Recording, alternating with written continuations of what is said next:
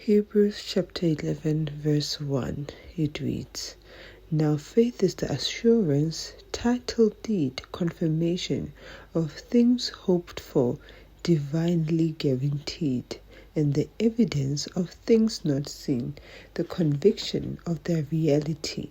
Faith comprehends as the fact what cannot be experienced by the physical senses. Good morning and welcome to day 20 of Quiet Time with God devotional by Joyce Meyer. Today's reading is titled Plugging into the Grace with Faith. Faith is how we plug into the grace of God. Think of it like a lamp.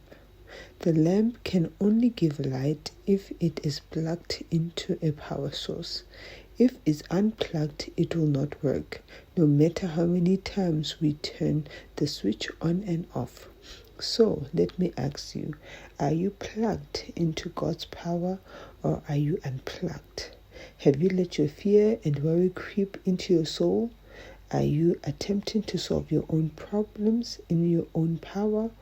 Or do you have the faith that God's power, His grace, will bring you through to victory? You can regain your peace right now by simply releasing your faith in God and trusting Him to do what needs to be done in your life.